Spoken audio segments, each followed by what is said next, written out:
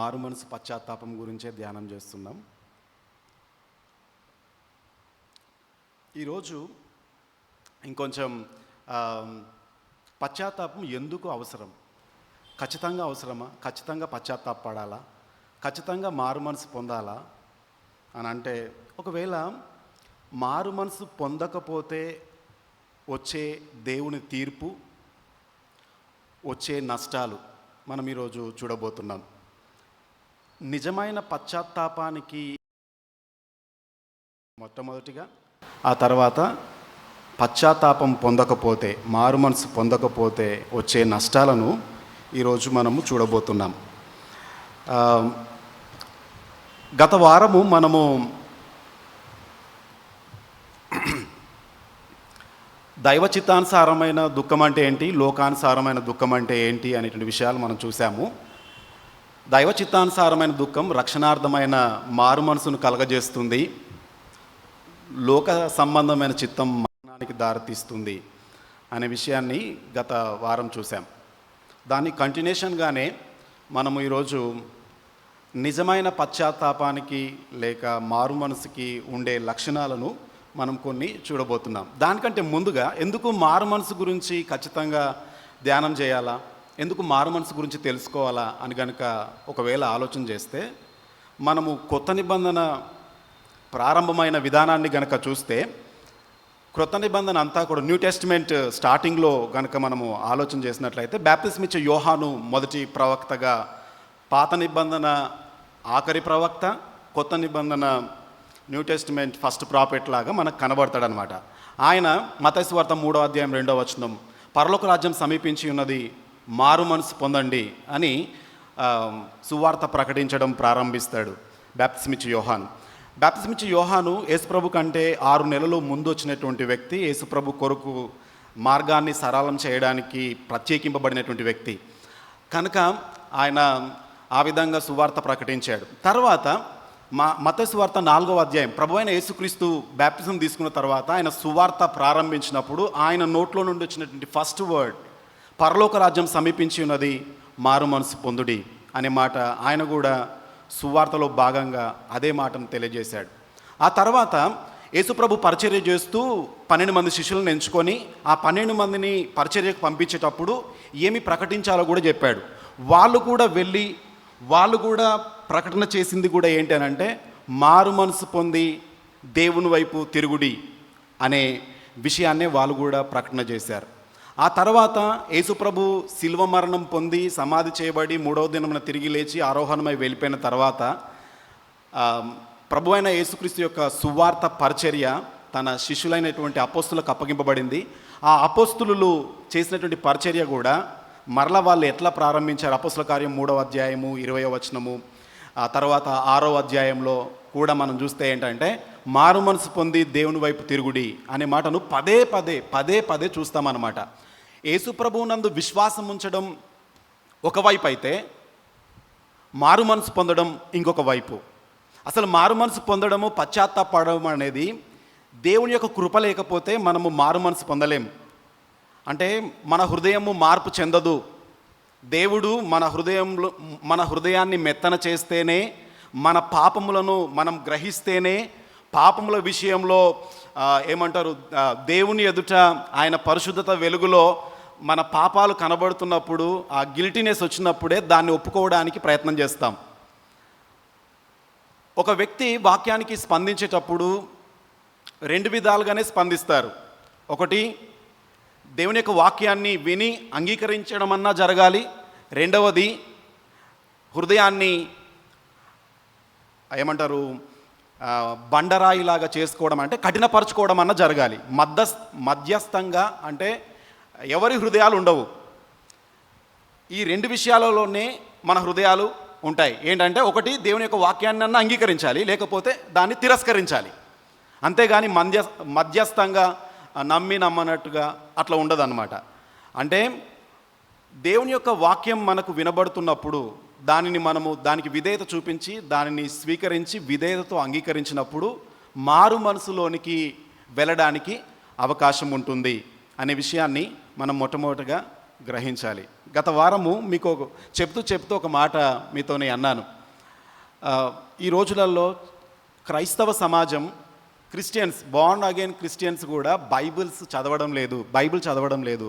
అందులో ఎంతమంది అని అంటే 90% మంది క్రైస్తవులు, యవనస్తులు కావచ్చు, స్త్రీలు కావచ్చు, పురుషులు కావచ్చు, చాలామంది చదవడం లేదు అనే విషయాన్ని మీతో పంచుకోవడం జరిగింది. నేను చెప్పింది కట్టుకథలు కాదు, వాస్తవంగా జరిగినటువంటి సంఘటనలు. ఒకవేళ మనలో ఎవరమన్నా ఉంటే ఖచ్చితంగా చదవడానికి ప్రయత్నం చేయండి అని చెప్పడం జరిగిందనమాట. మారుమనసు పొందడం అంటే అర్థం ఏంటనంటే, దేవుని యొక్క వాక్యము దేవుడు మనకు తెలియజేసినప్పుడు దాన్ని మనం విధేయతతో స్వీకరించి దానికి అనుగుణంగా నడుచుకోవడమే మారుమనసు పొందడం అనే విషయాన్ని మనం గ్రహిస్తూ ఉంటున్నాం. మనం ఒక మార్గం గుండా వెళ్తున్నాం, ఆ మార్గం మంచిది కాదు అని దేవుడు చెప్పినప్పుడు టోటల్గా ఆపోజిట్ డైరెక్షన్లోనికి రావాలి. అటు వెళ్తున్నాం, యూటర్న్ తీసుకొని మళ్ళీ వెనుకకు రావడమే మారు మనసు అనే విషయాన్ని మనం గ్రహించాలి. మన మార్గం గుండా, మన అలవాటు గుండా మనం వెళ్తున్నాం. అయితే మారు మనసు అంటే అర్థం ఏంటంటే టోటల్గా ఆపోజిట్గా, అంటే దేవుని వైపు తిరగడం అని అంటే నీ మార్గం కాదు, దేవుని మార్గంలోనికి రావాలి. ఇప్పుడు యవనస్తుల ట్రెండ్ అంతా ఏంటనంటే మై లైఫ్ మై రూల్స్. ఇప్పుడు వాట్సాప్లో క్యాప్షన్ పెట్టుకుంటున్నారు చాలామంది, మై లైఫ్ మై రూల్స్. నా జీవితానికి నేనే అధికారిని, నా జీవితానికి నేనే నిర్ణయాధికారిని, నేనే నిర్ణయాలు తీసుకోవాలి, నాకు ఎవరు చెప్పొద్దు అనేటువంటిది ట్రెండ్ అనమాట. చాలామంది యవనస్తులు పెట్టుకుంటున్నారు క్యాప్షన్స్. నిజంగా మన జీవితమే, కానీ దేవుని అధికారానికి ఒప్పుకోవాలి. నీ లైఫే, కానీ నిన్ను సృజించిన సృష్టికర్త ఒకరు ఉన్నారు, ఆయన రూల్స్ కొన్ని ఉన్నాయి.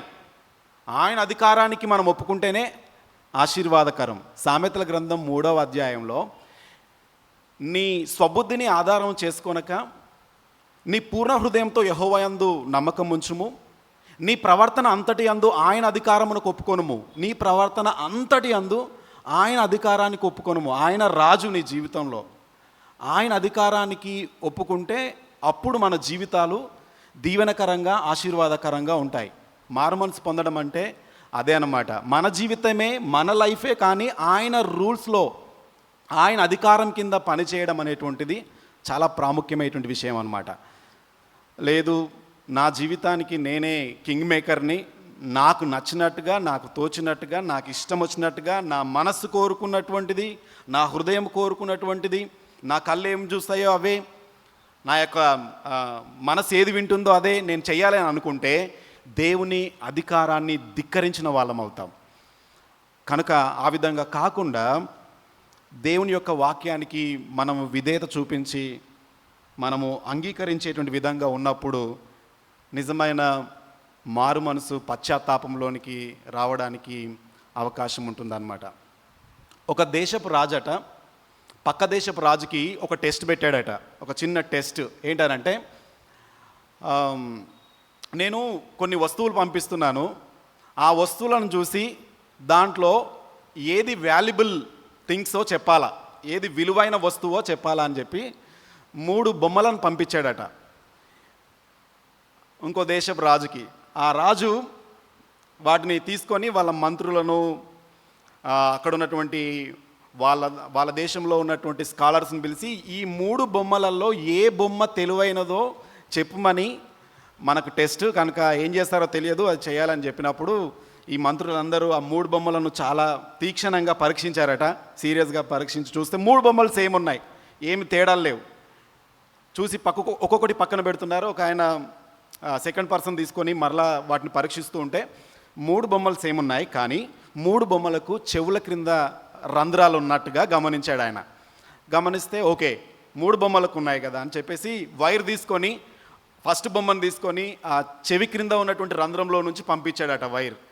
అప్పుడు ఫస్ట్ బొమ్మకి ఈ చెవిలో నుంచి పెడితే ఈ చెవిలో నుంచి బయటకు వచ్చిందంట. అప్పుడు ఆ బొమ్మను పక్కన పెట్టాడు, సెకండ్ బొమ్మను తీసుకున్నాడు, సేమ్ దానికి కూడా సేమ్ రంధ్రాలు ఉన్నాయి, సేమ్ ఇంకొక వైర్ తీసుకున్నాడు. ఆ చెవిలో నుంచి పెడుతుంటే సెకండ్ బొమ్మకి నోట్లో నుంచి వచ్చిందంట, దాన్ని కూడా పక్కన పెట్టాడట. తర్వాత 3వ బొమ్మను తీసుకున్నాడట, సేమ్ వైర్ ఆ చెవి రంధ్రాల్లో కింద నుంచి పంపిస్తూ ఉన్నాడట. చాలాసేపు వైర్ లోపలికి వెళ్ళిపోతుందంట. చాలాసేపు అయిన తర్వాత నోట్లో నుంచి బయటకు వచ్చిందంట. అప్పుడు ఆ రాజు పక్క దేశపు రాజుకు చెప్పాడట, ఈ 3 బొమ్మలలో 3వ బొమ్మ తెలివైనది, విలువైనది అని చెప్పాడట. ఎట్లా అని అంటే ఆయన కంపేర్ చేసుకున్నాడు అనమాట. దాన్ని పోల్చుకున్నాడు. ఏంటనంటే మొదటి బొమ్మ ఈ చెవితోని విని ఈ చెవితోని వదిలిపెట్టే విధంగా ఉండేటువంటిది, నాలెడ్జ్ని ఏమాత్రం కూడా స్వీకరించదు. రెండవ బొమ్మ ఈ చెవితోని విని ఈ చెవితోని మాట్లాడేస్తుంది. ఏం విన్నావు అని అంటే ఈరోజు పాస్టర్ గారు ఈ వాక్యం చెప్పారు అని చెప్పేసినట్టుగా చెప్పేసి వదిలిపెట్టేస్తారు. కానీ 3వ బొమ్మ వింటూ ఉంటుంది, స్టోర్ చేసుకొని అవసరం ఉన్నప్పుడు ఇతరులకు ఆ విషయాన్ని తెలియజేస్తుంది. కనుక 3వ బొమ్మ చాలా విలువైనది అని తేల్చి చెప్పాడట. నేను ఎందుకు ఈ మధ్యలో ఈ ఉదాహరణ చెప్పాను అని అంటే, మనము ఏ బొమ్మతో పోలినటువంటి వారము అనేటువంటి విషయాన్ని గ్రహించడానికి దేవుడు చాలా సంవత్సరాల నుంచి మారు మనసు గురించి మాట్లాడుతున్నాడు, పశ్చాత్తాపం గురించి మాట్లాడుతున్నాడు. నేను పోయిన వారం చెప్పాను కదా, మారు మనసు పశ్చాత్తాపం అనేటువంటిది క్రిస్టియానిటీలో బేసిక్ సర్వసాధారణమైనటువంటి మాటలు.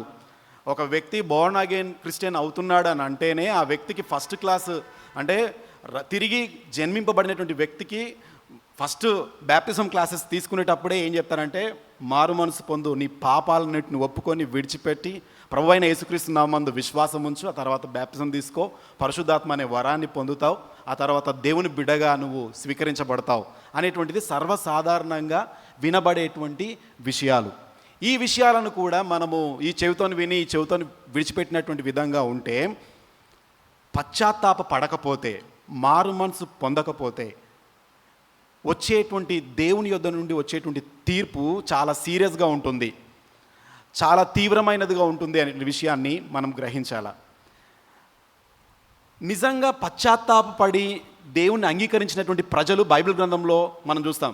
దావీదు పోయిన వారం మనం చూసాం 51వ కీర్తన. ఆయన చేసిన పాపాన్ని బట్టి ప్రవక్త వచ్చి చెప్పగానే ఆయన యథార్థ హృదయంతో ఆ పాపాన్ని ఒప్పుకొని దాన్ని విడిచిపెట్టి దేవుని దగ్గర క్షమాపణ పొందుకున్నాడు, కనుక అంగీకరింపబడ్డాడు. అందుకే ఆయన గురించి రాయబడ్డది ఏంటంటే, బత్షెబా విషయంలో తప్ప దావీదు ఇంకా మరి ఎన్నడూ కూడా అంత తప్పు త్రోవలో వెళ్ళలేదు, దావీదు నా హృదయానుసారుడు అని అన్నాడు.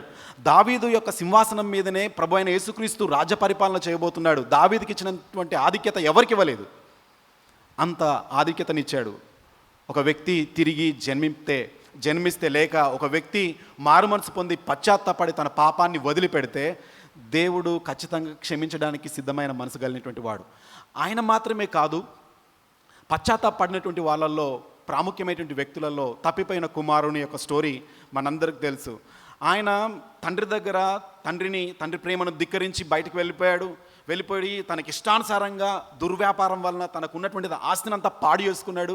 ఇంకా అంతా అయిపోయిన తర్వాత తినడానికి తిండి కూడా లేదు. ఆ టైంలో ఆయన ఒక నిర్ణయం చేసుకున్నాడు. అదేంటనంటే, ఇక నా తండ్రి దగ్గర చాలామంది జీతగాళ్లకు చాలా ఆహారం ఉన్నది, కానీ ఇక్కడ నేను తినలేక అనగా ఆహారం దొరకక చనిపోతున్నాను అని చెప్పేసి ఒక నిర్ణయానికి వచ్చాడు. నేను నా తండ్రి దగ్గరికి పోయి, నీకును పరలోకానికి వ్యతిరేకంగా నేను పాపం చేశాను, నేను నీ కుమారుడిని అనిపించుకొనుటకు యోగ్యుడను కాను అని చెబుతాను అని ప్రిపేర్ అయ్యి వెళ్తున్నాడు. కానీ తండ్రి దూరం నుండి చూశాడు. ఇంకా కుమారుడు తండ్రి దగ్గర రాకమునిపే తండ్రి పరిగెత్తుకొని పోయి కౌగులించుకొని, ఈయన తండ్రి నేను నీకును పరలోకానికి వ్యతిరేకంగా పాపం చేశాను అని అంటే, ఇవేమీ ఆయన పట్టించుకోకుండా త్వరగా ప్రశస్త వస్త్రం తీసుకొని రండి, ఉంగరం తొడిగించండి, చెప్పులు తొడిగించండి, కొత్త డ్రెస్ వేయండి, పార్టీ చేద్దాం అని తండ్రి కుమారుణ్ణి, ఆయన పాపము, ఆయన తీసుకుపోయిన డబ్బు ఏమైపోయింది, ఏంటి నీ సంగతి ఏంటి, ఎట్లున్నాడు, ఎట్లా అయిపోయావు, ఇవన్నీ ఏం అడగడం లేదు. ఆయన కొడుకు రావడమే చూశాడు. అంటే ఒక మారు మనసు పొందుతున్నటువంటి పాపి విషయంలో దేవుని యొక్క ఉద్దేశాన్ని కనుక గమనిస్తే, నువ్వు ఇన్ని పాపాలు చేసావు, అన్ని పాపాలు చేసావు, నువ్వు అంగీకరింపబడడానికి యోగ్యుడవు కాదని దేవుడు ఏ రోజు చెప్పాడు. దేవుడు ఒక పాపి విషయంలో ఆయన ప్రతిస్పందన ఏ విధంగా ఉంటుందంటే, ఆయన స్వీకరించడానికి సిద్ధంగా ఉంటాడు. కనుక తప్పిపోయిన కుమారుని యొక్క స్టోరీలో కుమారుడే తన పాపం అంతటిని గ్రహించాడు, దృష్టించాడు.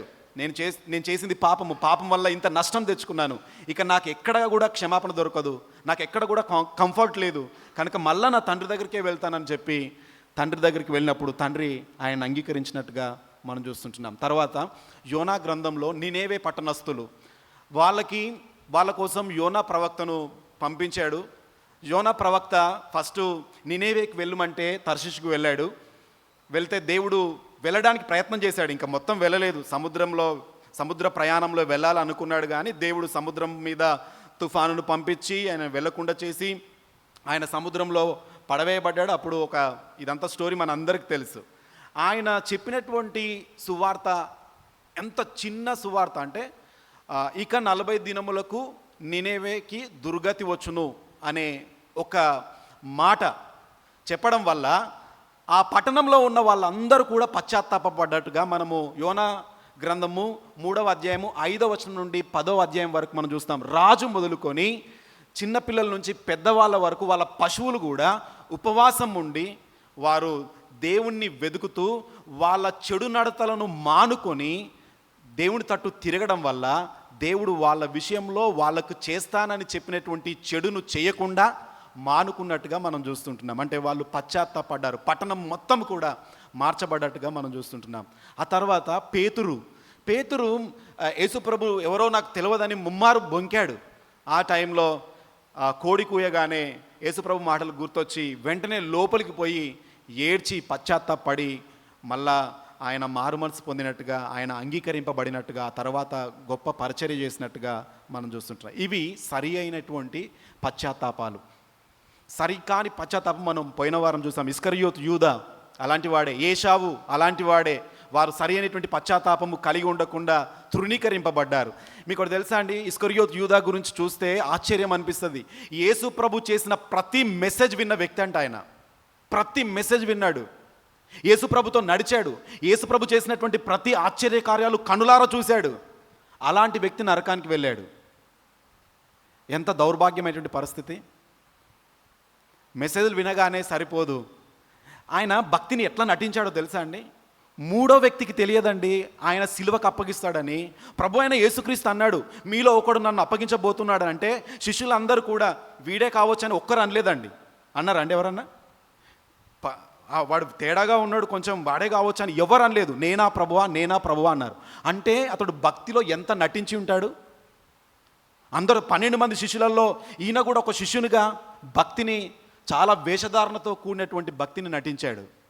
అంటే భక్తిలో ఇంత బాగా నటించవచ్చు, పశ్చాత్తాపం లేకుండా, మారు మనసు లేకుండా జీవితాన్ని కొనసాగించవచ్చు. కానీ అతని యొక్క ముగింపు కనుక చూసినట్లయితే ఆయన దేవుని చేత అంగీకరింపబడలేదు. ఆయన ఉరిపెట్టుకొని చనిపోయాడు, నిత్యత్వానికి వెళ్ళలేదు, నిత్య నరకానికి వెళ్ళాడు. ఇస్కరియోతు యూదా మారు మనసు అనేటువంటిది సరి అయిన మారు మనసు కాదు, పశ్చాత్తాపం సరి అయిన మారు మనసు కాదు. ఆయన ప్రతి మెసేజ్ విన్నాడు, కానీ దేనికి ఆయన ప్రతిస్పందించలేదు, దేనికి ఆయన దేవుని యొక్క వాక్యాన్ని బట్టి తన జీవితాన్ని సరి చేసుకోలేదు, కనుక నష్టపోయాడు. దేవుని పిల్లలముగానే మనం కూడా పరిగణించబడవచ్చు, క్రైస్తవులముగానే పేరు పెట్టుకోవచ్చు, భక్తి ముసుగులో మన విశ్వాస జీవితాన్ని కొనసాగించవచ్చు, ప్రతి ఆదివారం అటెండెన్స్ పడవచ్చు.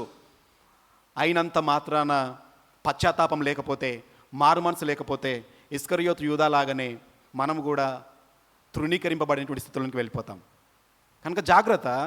చాలా ప్రాముఖ్యమైనది పశ్చాత్తాపం, ఖచ్చితమైనది పశ్చాత్తాపం, ఖచ్చితంగా అవసరం నీ జీవితానికి, నా జీవితానికి పశ్చాత్తాపం, మారు మనసు లేకుండా, పశ్చాత్తాపం లేకుండా దేవుని బిడ్డగా చెలామణి అవ్వడం అనేటువంటిది అసాధ్యం. ఆ విషయాన్ని మనం గ్రహించాలా. కొంతమంది పశ్చాత్తాప పడతారట, కానీ సరైనటువంటి విధంగా పశ్చాత్తాప పడరట. ఎట్లా అంటే, దేవా నా పాపములన్నీ క్షమించండి అంటారంట, కానీ ఏ పాపాలో విశదీకరించి చెప్పారట. అంటే టోటల్గా గుండు గుత్తగా ఏమిటంటే నా పాపాలన్నీ క్షమించండి అని చెప్పేసి మళ్ళా అదే పాపాల్లో కొనసాగుతూ ఉంటారు. కానీ అది సరైన పశ్చాత్తాపం కాదు. థామస్ వాట్సన్ అంటాడు, ఒక వైద్యుని దగ్గరికి ఒక రోగి వెళ్తే ఎట్లా వెళ్తాడంటే, తనకు ఉన్నటువంటి గాయాలన్నింటినీ వైద్యునికి చూపిస్తాడు, డాక్టర్కి చూపిస్తాడు. అయ్యా డాక్టర్, ఇక్కడ గాయం ఉంది, ఇక్కడ గాయమైంది, నేను పడినప్పుడు చాలా దెబ్బలు తగిలాయి అని చెప్పేసి ప్రతి గాయాన్ని చూయించకుండా ఊరుకోడు. దేన్ని దాచినా ప్రాబ్లం ఎవరికండి? రోగికే కదా. దెబ్బలు తగిలినోనికే కదా. అదేవిధంగా ప్రభు అయిన యేసుక్రీస్తు దగ్గరికి వచ్చేటప్పుడు నీ పాపాలు స్పెసిఫిక్గా ఏ పాపాలు ఉన్నాయో, ఏ విషయాల్లో నువ్వు తప్పిపోతున్నావో, ఏ మచ్చ డాగు కలంకాలు నిన్ను మాలిన్యం ఏదైతే ఉందో దాన్ని అంతటిని ఒక్కొక్కటి ఒప్పుకోవడానికి ఎందుకు ఇష్టపడడం లేదు? నేను పాపం చేశాను ప్రభువా అంటే సరిపోదు. ఏమేం పాపాలు ఉన్నాయి? ఒక రోగి డాక్టర్ దగ్గరికి వెళ్ళి ఏ విధంగానైతే తన రోగాలన్నిటినీ, తనకున్నటువంటి గాయాలన్నిటిని చూపించి దానికి చికిత్స చేయించుకుంటాడో, ప్రభు అయిన యేసుక్రీస్తు దగ్గరికి వెళ్ళి లార్డ్ యథార్థంగా నేను ఈ విషయంలో తప్పిపోతున్నాను, ఈ విషయంలో నా పాపం ఉంది, నా సీక్రెట్స్ ఇన్ని ఇది అని టోటల్గా చూపించి ఆయన దగ్గర ఒప్పుకోవాలా. అది సరి అయిన పశ్చాత్తాపం. దాన్ని ఒప్పుకొని మరలా దాన్ని దాచుకోవద్దు, దాన్ని అట్నే మోసుకొని వెళ్ళొద్దు. కొంతమంది పాపాలు ఒప్పుకుంటారు కానీ వాటిని విడిచిపెట్టరు. ఒక దొంగనట చేసిన దొంగతనంలో ఏ వస్తువులు దొంగతనం చేసేవారంటే ఆ వస్తువులన్నిటిని ఒప్పుకుంటాడట. ఇది దొంగతనం చేశాను, ఇది దొంగతనం చేశాను, ఇది చేసింది నేనే అంటాడట, కానీ దొంగతనాన్ని మానుకోడట. అంతవరకు అయితే ఒప్పుకుంటాడు. ఆ దొంగతనం చేయడం మాత్రం మానడట. చాలాసార్లు మన జీవితం కూడా అంతే. పాపలమని ఒప్పుకుంటాం కానీ సరి అయిన విధంగా ఏ పాపాలు మనలో ఉన్నాయో, ఏ బలహీనతలు మనల్ని ఇంకా వెంటాడుతూ దేవునికి దూరపరుస్తూ ఏదో మతభక్తిలో వెళ్తున్నాం తప్ప నిజంగా హానెస్టీగా మనం రిపెంటెన్స్ పొందినటువంటి అనుభవాలు ఎన్ని ఉన్నాయి? పోయిన వారం నేను అడిగాను కదా, నిజంగా మనం ఒకవేళ ఏడుపంటూ వస్తే మన కనులకు వస్తే దేని గురించి ఏడుపు వస్తుంది? భౌతికపరమైన విషయాల మీద మనకు ఏడుపు వస్తుంది. అంతేగాని నీ జీవితాన్ని పరిశీలన చేసుకొని నిజంగా నువ్వు దేవుని దృష్టిలో ఆయన కోరుకున్న విధంగా నా జీవితం లేదు అని ఏడ్చిన రోజులు ఉన్నాయా? పశ్చాత్తాపపడిన రోజులు ఉన్నాయా? మారుమనసు పొందినటువంటి రోజులు ఉన్నాయా అని చూస్తే చాలా తక్కువ. మన లైఫ్లో చాలా తక్కువ. దేని గురించి ఏడవాలో దాని గురించి ఏడవము, దేని గురించి ఏడవకూడదో దాని గురించి ఏడుస్తామన్నమాట. లోక సంబంధంగా అది సరైనటువంటి పశ్చాత్తాపం కాదు అనేటువంటి విషయాన్ని మనము గ్రహించాలా. నిజమైన పశ్చాత్తాపం యొక్క లక్షణాలలో ప్రాముఖ్యంగా మనం గనక గమనిస్తే పాపాన్ని దృష్టించాలా, పాపాన్ని చూడాలా, ఏ కోణంలో ఉంది, ఎక్కడెక్కడ నేను తప్పిపోతున్నాను అనే విషయాన్ని మనం చూడాలా. మొదటి రాజుల గ్రంథం 8వ అధ్యాయం 47వ వచనంలో ఒకసారి చదువుదాం. ఇది సొలొమోను భక్తుడు రాసినటువంటి మాటలు. ఆయన దేవాలయమును కట్టిన తర్వాత దాన్ని ప్రతిష్ఠిస్తూ ఈ మాటలు మాట్లాడాడు. ఆయన ఎవరైనా నీ ప్రజలలో ఇశ్రాయేలీలలో ఎవరైనా పాపం చేసి ఆ పాపము ద్వారా వచ్చినటువంటి పర్యవసానానికి బదులుగా ఈ దేశంలో నుంచి నేను చదువుతాను చూడండి, 47వ వచనం. వారు చెరగా కొనిపోబడిన దేశమందు తాము చేసిన దానిని మనస్సునకు తెచ్చుకొని మేము దుర్మార్గులమై ప్రవర్తించి పాపం చేసిమని చెప్పి తమ్మును చెరగా కొనిపోయిన వారి దేశమందు చింతించి పశ్చాత్తపడి నీకు విన్నపము చేసిన ఎడల తమను చెరగా కొనిపోయిన వారి యొక్క దేశమందు పూర్ణ హృదయముతోనూ పూర్ణ ఆత్మతోనూ వారు నీ తట్టు తిరిగి నీవు వారి పితరులకు దయచేసిన దేశము తట్టును, నీవు కోరుకున్న పట్టణం తట్టును, నీ నామ ఘనతకు నేను కట్టించిన మందిరం తట్టును నేను గూర్చి ప్రార్థన చేసిన ఎడల నీవు వారి యొక్క ప్రార్థన ఆలకించి వారిని క్షమించండి ప్రభువా అని అంటాడు అన్నమాట. అంటే నీ ప్రజలలో ఎవరైనా పాపం చేసి దానికి పర్యవసానంగా వచ్చేటువంటి చెరలోనికి వెళ్తే అక్కడ వాళ్ళ పాపాన్ని బట్టి ఆ పాపాన్ని దృష్టించి చూసి దేవా మేము పాపం చేశాము మమ్మల్ని క్షమించండి అని నీ వైపు తిరిగితే నీవు క్షమించి మరలా ఆ దేశంలో నుంచి బయటకు తీసుకురండి ప్రభువా అని ప్రార్థన చేస్తున్నట్టుగా మనం చూస్తుంటున్నాం. రెండవ లక్షణం, నిజమైన పశ్చాత్తాపం యొక్క రెండవ లక్షణం పాపమును గురించి వేదన పడడం. పాపము గురించి వేదన పడడం. కీర్తనలు 38:18వ వచనంలో ఆయన పాపముల గురించి చాలా వేదన పడ్డట్టుగా మనం చూస్తామన్నమాట. కీర్తనకారుడు చెప్తున్నటువంటి మాటలు మనం చూస్తాం. కనుక పాపాన్ని మనం దృష్టించాలా, పాపం గురించి వేదన పడాలా. మూడవది పాపమును ఒప్పుకోవాలా. నెహెమ్యా గ్రంథం 9వ అధ్యాయం 2వ వచనం, ఆయన పాపాన్ని ఒప్పుకుంటాడు. ఆయన చేసిన పాపాన్ని ఒప్పుకుంటాడు. వాళ్ళ పితరులు చేసినటువంటి పాపాన్ని ఒప్పుకొని దాన్ని విడిచిపెట్టి లార్డ్ మేము ఈ పాపము మేము మా పితరులము అందరం కలిసి చేశాం కనుకనే మాకు ఈ దుస్థితి వచ్చింది. ఇప్పుడు మేము చెరలో నుండి బయటకు వస్తున్నాం. ఇప్పుడు మా పట్టణం యొక్క ప్రాకారాలు కూల్చబడ్డాయి. దీన్ని కట్టాలి అని అంటే నీ సహాయం అవసరం ప్రభువా అని దేవుని దగ్గర గోజాడతాడనమాట. దేవుని దగ్గర ప్రార్థన చేస్తాడు నెహెమ్యా.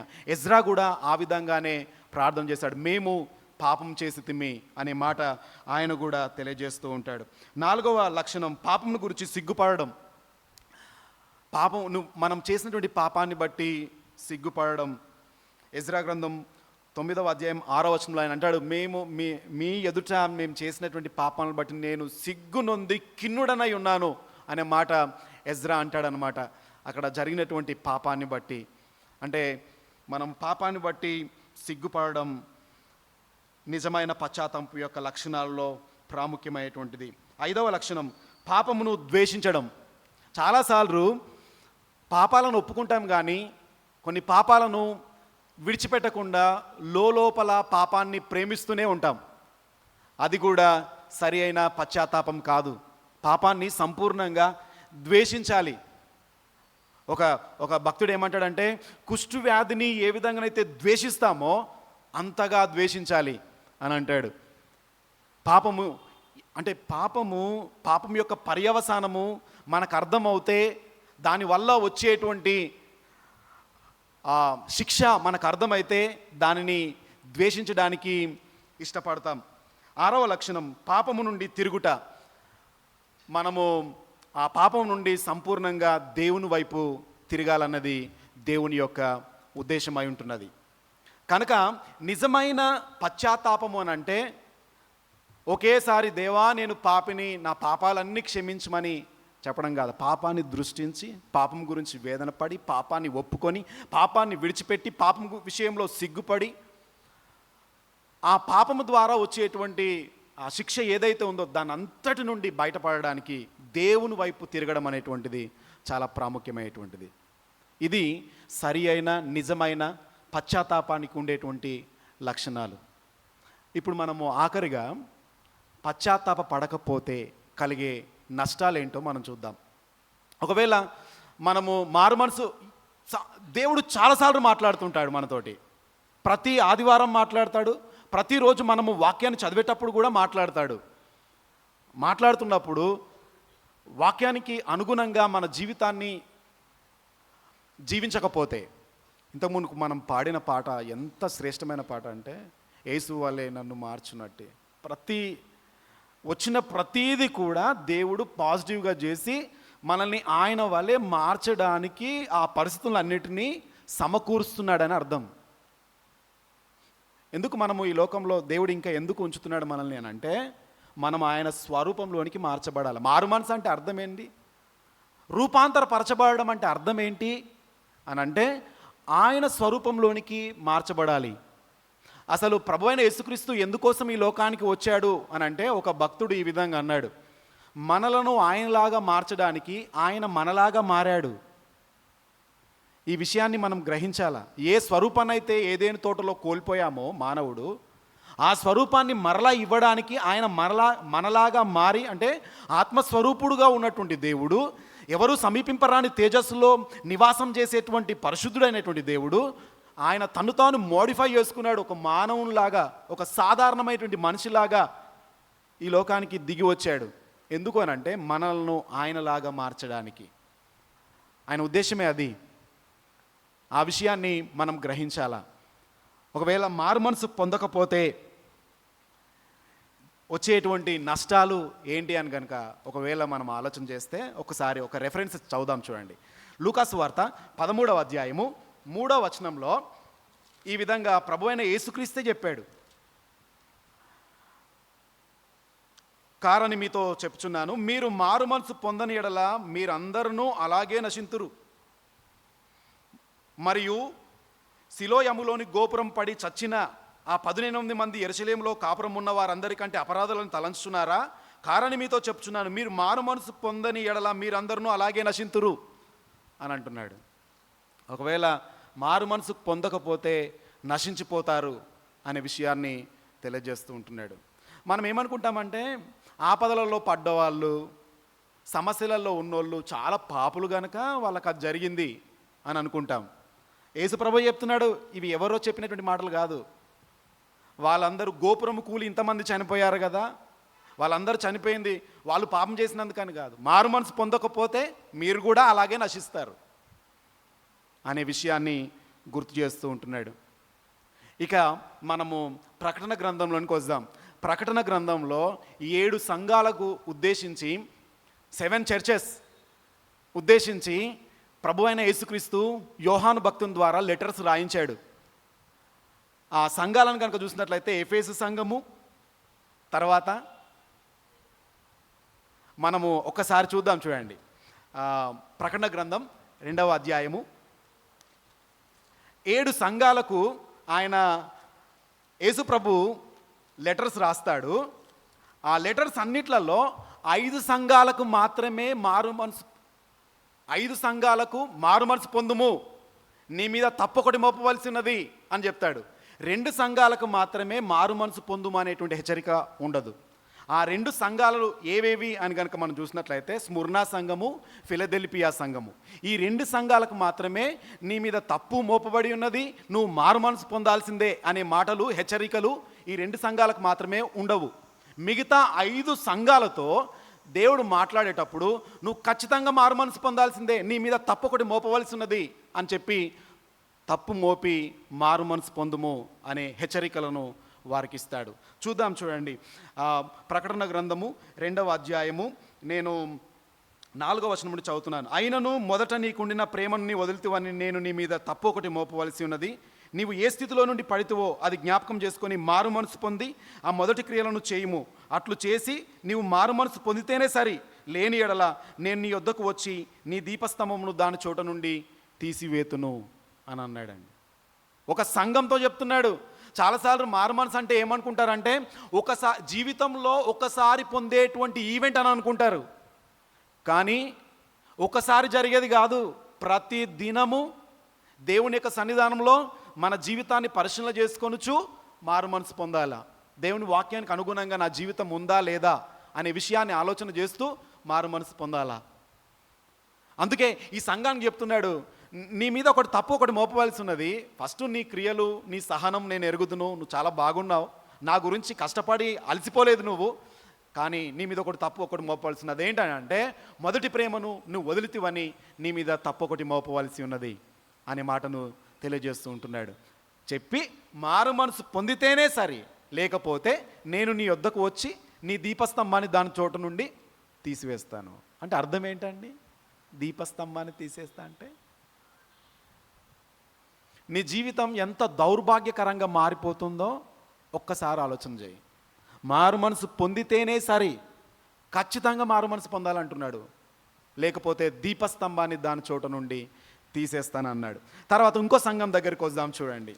ఇంకో సంఘానికి కూడా మనము చూసినట్లయితే పెర్గమ సంఘం. ఈ సంఘాన్ని గురించి కూడా 2వ అధ్యాయం 14వ వచనం నుండి 16 వచనాల వరకు కనుక చూసినట్లయితే, అయినను నేను నీ మీద తప్పిదములు మోపవలసినది అవేవనగా విగ్రహములకు బలిచ్చిన వాటిని తినునట్లును, జారత్వం చేయునట్లు ఇశ్రాయేలుకు ఉరియొడ్డుమని బాలాకునకు నేర్పిన బిలాం బోధన అనుసరించువారు నీలో ఉన్నారు. అటువలే నికోలైతుల బోధన అనుసరించువారును నీలో ఉన్నారు. కావున మారు మనసు పొందుము, లేని ఎడల నేను నీ యొద్దకు త్వరగా వచ్చి నా నోట నుండి వచ్చు ఖడ్గము చేత వీరితో యుద్ధము చేతును అని అన్నాడు. మారు మనసు పొందు, లేకపోతే నా నోట నుండి వచ్చేటువంటి ఖడ్గము చేత నీతో యుద్ధం చేస్తాను అని అంటున్నాడు. కనుక ఇవన్నీ కూడా చాలా తీవ్రంగా తీసుకోవాలి, సీరియస్గా తీసుకోవాలి. నువ్వు ఇంకా నీ పాపంలోనే కొనసాగుతూ జీవితాన్ని ఆ విధంగా ముందుకు కొనసాగిస్తూ ఉంటే, నేను బాగానే బ్రతుకుతున్నాను కదా అనుకుంటే, కింద ఇంకో సంఘంతో మాట్లాడుతూ ఉంటాడు. వాళ్ళు కూడా, ఆ సంఘం అంతా కూడా ఏమనుకుందట అంటే చాలా బాగున్నాను అనుకున్నదంట. చూద్దాం, చూడండి. అది కూడా మనము గమనిస్తే మరొక సంఘం, తుయతైర సంఘం 2వ అధ్యాయము 20 నుండి 22 వచనాలను కనుక మనం చూస్తున్నట్లయితే మనకు అర్థమవుతుంది.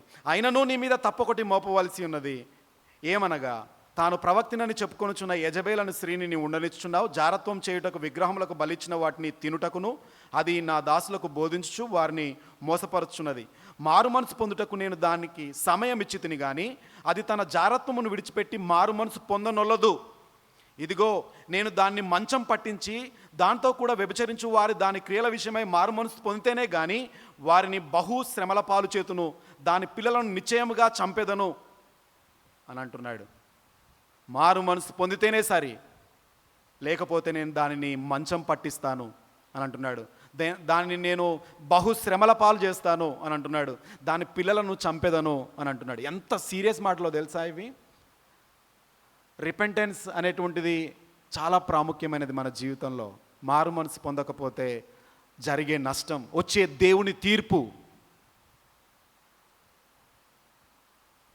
దాన్ని విడిచిపెడితేనే కానీ, లేకపోతే నేను దానికి మారు మనసు పొందడానికి అవకాశం ఇచ్చి తిని కానీ తన జారత్వమును విడిచిపెట్టి మారు మనసు పొందనొల్లదు అని అంటున్నాడు. వ్యభిచారానికి జారత్వానికి తేడా ఏంటి అని గనక ఆలోచన చేస్తే,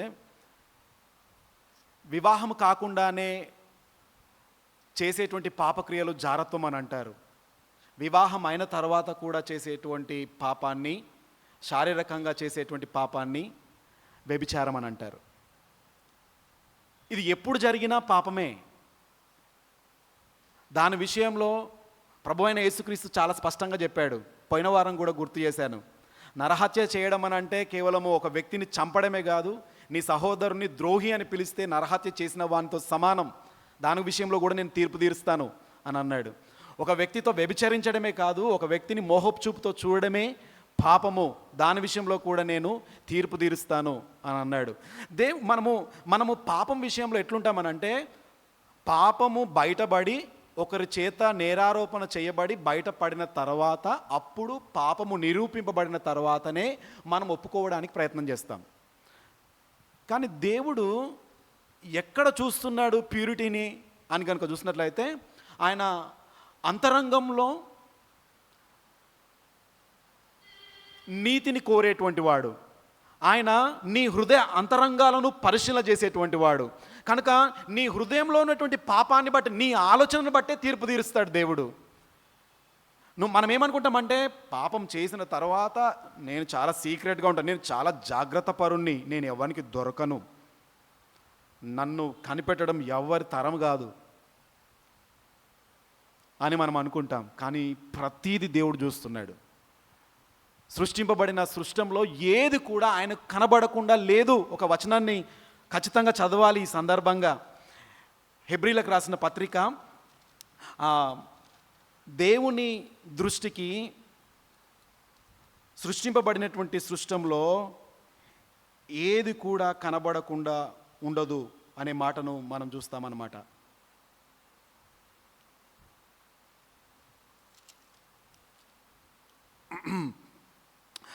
4వ అధ్యాయం హెబ్రీ 4:13 చదువుతున్నాను చూడండి. మరియు ఆయన దృష్టికి కనబడని సృష్టం ఏదీ లేదు, మనం ఎవరికి లెక్క అప్పజెప్పవలసి ఉన్నదో ఆ దేవుని కనులకు సమస్తమును మరుగులేక తేటగా ఉన్నది. ఆయన కళ్ళు ఎవరు కప్పలేరండి. ఇంకా చెప్పాలంటే, ఒక విశ్వాసి పాపం చేస్తేనట సాక్షాత్తు దేవుని గర్భగుడిలో పాపం చేస్తున్న వాళ్ళతో సమానం. ఒక విశ్వాసి, ఒక బోర్న్ అగైన్ క్రిస్టియన్ పాపాన్ని అట్నే క్యారీ చేస్తూ ఒప్పుకోకుండా, దాన్ని విడిచిపెట్టకుండా పాపం చేస్తున్నావు అంటే దేవుని గర్భగుడిలో పాపం చేస్తున్నాను అని అర్థం. కనుక నీకు సీక్రెట్ అనుకుంటున్నావు, కానీ దేవుని దృష్టిలో ఏది నీ సీక్రెట్? ఏది ఆయనకు కనబడని సృష్టం ఏది ఉందని? ఆయనకు సమస్తము తేటగా కనబడుతుంది. మనం ఎవరికి లెక్క అప్పచెప్పవలసి ఉన్నదో ఆయనకు సమస్తం తేటగా కనబడుతున్నది. కనుక ఆయనకు మరుగైనది ఏది కూడా లేదు. మారు మనసు పొందడానికి దానికి నేను అవకాశం ఇచ్చాను, కానీ ఎంత మాత్రమో మారు మనసు పొందనొల్లదు కనుక నేను దానిని మంచం పట్టించదను, నేను దానిని బహుశ్రమల పాలు చేస్తాను, నేను దాని పిల్లలను చంపెదను అని తుయతైర సంఘంతో చాలా స్ట్రాంగ్ వార్నింగ్ ఇస్తున్నారు. రిపెంటెన్స్ పొందకపోతే, మారు మనసు పొందకపోతే. కనుక ఎన్ని రోజులు మన పాపాన్ని దాచుకుంటూ, పాపాన్ని మోసుకుంటూ నరకానికి వెళ్ళిపోదామా? పాపాన్ని ఒప్పుకొని విడిచిపెట్టి, పాపం విషయంలో సిగ్గుపడి యథార్థంగా దేవుని యొక్క సన్నిధానంలో ఒప్పుకొని దాన్ని విడిచిపెడితే కనికరింపబడతామని లేఖన భాగంలో మనం చూస్తుంటున్నాం. అతిక్రమములు దాచిపెట్టువాడు వర్ధిల్లడు, వాటిని ఒప్పుకొని విడిచిపెట్టువాడు కనికరం పొందునని మనం సామెతల గ్రంథంలో చూస్తుంటున్నాం. కనుక ఒప్పుకొని విడిచిపెట్టేటువంటి వారముగా ఉండాలా.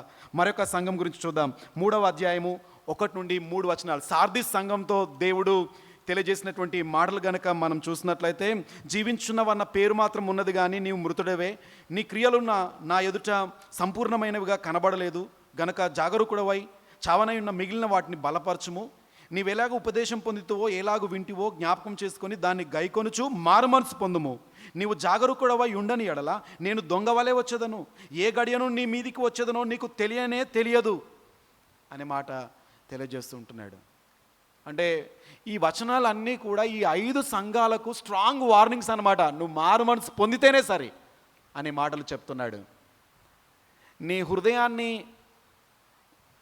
రాయిలాగా చేసుకొని దేవుని వాక్యాన్ని వినకపోతే దేవుడు కూడా వదిలిపెట్టేస్తాడట. థామస్ వాట్సన్ ఏమంటాడంటే, ఒక వ్యక్తి ఎన్నిసార్లు చెప్పినా కూడా వాక్యాన్ని వింటూ కూడా పశ్చాత్తాప పడకపోతే వానికి పశ్చాత్తాప పడే నీరు ఇవ్వబడదు అని అంటాడు. అంటే ఇక కన్నీళ్ళు రావు, ఇక పాపం విషయంలో సిగ్గుపడడానికి అవకాశమే లేకుండా దేవుడే కఠినపరుస్తాడట. దేవుడే భ్రష్టత్వానికి అప్పగిస్తాడు. ఇక ఆ ఛాన్స్ ఇంకా అయిపోయిన తర్వాత నువ్వు దేవుడు అవకాశం ఇచ్చినప్పుడు పశ్చాత్తాపడకపోతే, దేవుడు అవకాశం ఇచ్చినప్పుడు మారుమనసు పొందకపోతే, ఇక నీకు దేవుడే నిన్ను కఠినపరిచి భ్రష్టత్వానికి అప్పగిస్తాడు. కనుక మనము ఈ విషయాలను సీరియస్గా తీసుకొని ఏ విషయాల్లో మారు మనసు పొందాలో ఆయా విషయాల్లో మారు మనసు పొంది దేవుని వైపు తిరిగితే అది మనకు ఆశీర్వాదకరంగా ఉంటుంది అటువంటి విషయాన్ని మనం చూస్తుంటున్నాం. ఆఖరి సంఘం లవదోకియా సంఘం 3వ అధ్యాయము 15వ వచనం నుండి 17 వచనాల వరకు నేను చదువుతున్నాను, చూడండి. నీ క్రియలను నేను ఎరుగుదును, నీవు చల్లగానైనను వెచ్చగానైనను లేవు, నీవు చల్లగానైనను వెచ్చగానైనా ఉండిన మేలు, నీవు వెచ్చగానైనను చల్లగానైనా ఉండక నులువెచ్చనగా ఉన్నావు గనుక నేను నిన్ను నా నోట నుండి ఉమ్మివేయను ఉద్దేశించున్నాను. నీవు దౌర్భాగ్యుడవు, దిక్కుమాలిన వాడవు, దరిద్రుడవును, గుడ్డివాడవును, దిగంబరునై ఉన్నావని ఎరగక నేను ధనవంతుడను, ధనవృద్ధి చేసి ఉన్నాను, నాకేమీ కొదవలేదని చెప్పుకొనుచున్నావు. నీ ధనవృద్ధి చేసుకున్నట్లు అగ్నిలో పుటం వేయబడిన బంగారం నీ దిశమల సిగ్గు కనబడుకున్నట్లు ధరించుకున్నట్టు తెల్లని వస్త్రములు నీకు దృష్టి కలుగునట్లు నీ కనులకు కాటుకొని నా యొద్ద కొనుక్కొనమని నీకు బుద్ధి చెప్పుచున్నాను. నేను ప్రేమించు వారిని అందరినీ గద్దించి శిక్షించుచున్నాను గనుక నీవు ఆసక్తి కలిగి మారు మనసు పొందుము అనే మాట తెలియజేస్తుంటున్నాడు. ఈ సంఘం కూడా ఏమనుకుందట అంటే, నేను చాలా బాగున్నా విశ్వాసంలో, వాళ్ళకంటే వీళ్ళకంటే అని మనుషులతో పోల్చుకొని చాలా బాగున్నా, ధనం విషయంలో చాలా ధనవృద్ధి చేసుకున్నాను, నాకు సాటి అయిన వారు ఎవరు లేరు అని అనుకుంటున్నారు వాళ్ళు. కానీ దేవుడు మాట్లాడుతున్నాడు, నువ్వు దరిద్రుడవు, దిక్కుమాలిన వాడవు అనే మాటలు మాట్లాడుతున్నాడు. ఒక వ్యక్తిని ఈ విధంగా డైరెక్ట్గా తిడితే ఒకవేళ అంటే ఊరుకుంటామండి మనమైతే, కానీ ఇవి డైరెక్ట్గా అంటున్నటువంటి మాటలు, సంఘంతో ఆత్మ చెప్తున్నటువంటి వాడు చెవిగలవాడు వినుగాక అని అంటే వ్యక్తిని ఉద్దేశించే మాట్లాడుతున్నాడు, మనల్ని ఉద్దేశించే మాట్లాడుతున్నాడు. కనుక మారు మనసు పొందకపోతే ఈ 5 సంఘాలకు ఇంత తీవ్రంగా, ఇంత సీరియస్గా మాట్లాడుతున్నాడు దేవుడు. మన జీవితంలో మనం ఇంకా పాపాన్ని మోసుకుంటూ, పాపాన్ని క్యారీ చేస్తూ, పాపాన్ని దాచుకుంటూ, కొన్ని పాపాలను మాత్రం ఒప్పుకొని కొన్ని పాపాలను అట్లా దాచిపెట్టుకుంటూ, అంటే ఇష్టం లేని వాటిని, అంటే 10 మందిలో తెలిసిపోయేటువంటి పాపాలను పక్కన పెట్టి సీక్రెట్గా పర్వాలేదులే అనుకునేటువంటి విధంగా ఇంకా పాపాన్ని మోసుకుంటూ వెళ్తే అది సరైనటువంటి పశ్చాత్తాపం కాదు. ఆ విషయంలో కూడా మనని మారు మనసు పొందాలని దేవుడు చాలా స్పష్టంగా మనతో మాట్లాడుతుంటున్నాడు. కనుక ఈ రాత్రికాల సమయంలో ఈ విషయాల మీద ఖచ్చితంగా మనం ఆలోచన చేయాలా. ఈ ప్రకటన గ్రంథంలో ఈ 7 సంఘాలకు లెటర్స్ రాసింది సాక్షాత్తు ప్రభు అయిన యేసుక్రీస్తే. ఆయన గురించి వర్ణించాడు, 7 నక్షత్రముల మధ్య నడుచువాడు, అల్ఫా ఒమేగా అయినటువంటి వాడు. ఆయన చెప్పు సంగతులు ఏవనగా ఒక్కొక్క సంఘానికి ఒక్కొక్క విధంగా ఆయన యొక్క గుణలక్షణాన్ని వివరించి ఆ లెటర్ను మొదలు పెడతాడు. అంత శక్తిమంతుడైన, అంత సార్వభౌముడైన దేవుడు సంఘాలను ఉద్దేశించి వాళ్ళు మారు మనసు పొందకపోతే మారు మనసు పొందితేనే సరి అని చెప్పి హెచ్చరిస్తున్నటువంటి ప్రభువు మాటలు ఈ 21వ శతాబ్దంలో ఉన్నటువంటి మనకు కూడా వర్తిస్తాయి. అప్పుడు చెప్పబడిన మాటలు ఇప్పుడు కూడా వర్తిస్తాయి అంటే బైబిల్కు ఉన్నటువంటి గొప్ప లక్షణం అది ఇప్పటికి కూడా వర్తిస్తాయి. ఇవి అన్ని కాలాలకు చెందినటువంటి మాటలు. ఈ మాటలను స్వీకరిస్తేనే మనకు ఆశీర్వాదం. ఈ మాటలను తృణీకరించి పెడచెవిన పెట్టి మారు మనసు పొందకుండా ఏదో మత సంబంధమైన భక్తిలో మనం గనక మన విశ్వాస యాత్రను కొనసాగిస్తే ఇస్కరియోతు యూదాలాగా, ఏశావులాగా తృణీకరింపబడి అక్కడనే ఆగిపోయేటువంటి ప్రమాదం ఉన్నది. కనుక దేవుని పిల్లలమైన మనం దేవుని యొక్క వాక్యపు వెలుగులో మన పాపాన్ని దేవుడు చూపిస్తున్నప్పుడు యథార్థంగా వెంటనే ఒప్పుకోవడానికి మనము ప్రయత్నించాలా. నీ పాపం దేవుడు గుర్తు చేస్తున్నప్పుడు చీమ గుట్టినట్టు కూడా అవ్వడం లేదని అంటే ఒక్కసారి ఆలోచించుకో, నువ్వే చాలా దిగజారిపోయావని అర్థం.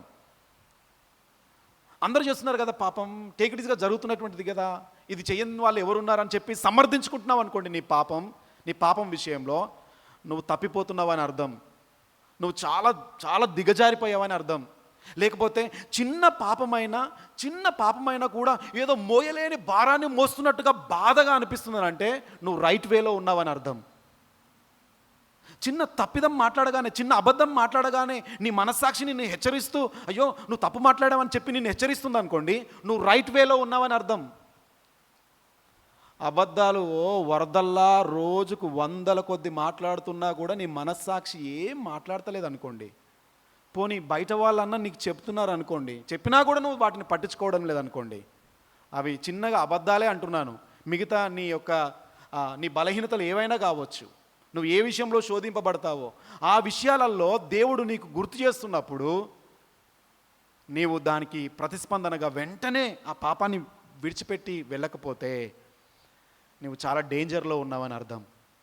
ప్రతి చిన్న పాపానికైనా, అంటే ప్రతి చిన్న వాటికి కూడా నువ్వు చాలా తీవ్రంగా తీసుకొని అయ్యో నేను ఘోర పాపంలో ఉన్నానని నువ్వు అనుకుంటే నువ్వు సరి అయిన వాక్యానుసారమైన దేవుని బిడ్డగా చెలామణి అవుతున్నావని తలంచాలి. ఒకవేళ మారు మనసు పొందకుండా పాపాలన్నిటినీ సమర్థించుకుంటూ అందరినీ వాళ్ళని వీళ్ళని పోల్చుకుంటూ కనుక వెళ్తే నువ్వు డేంజర్లో ఉన్నావు. ఖచ్చితంగా మారు మనసు పొందకపోతే ఇదిగో ప్రకటన గ్రంథంలో 5 సంఘాలకు హెచ్చరించినటువంటి ఆ హెచ్చరికలన్నీ కూడా దేవుడు ఈ సాయంకాల సమయంలో మనందరినీ కూడా హెచ్చరిస్తున్నాడు, ఇక్కడ ఉన్నటువంటి మనందరినీ. కనుక మనం అందరం కూడా ఆ హెచ్చరికలను ప్రేమపూర్వకంగా స్వీకరించి వాక్యానుసారంగా పశ్చాత్తాపడి మారు మనసు పొందుతూ దేవుని వాక్యానికి అనుగుణంగా మన జీవితాన్ని కొనసాగిద్దాం. దేవుడి మాటలు దీవించును గాక. ఆమేన్. ప్రార్థన చేసుకుందాం.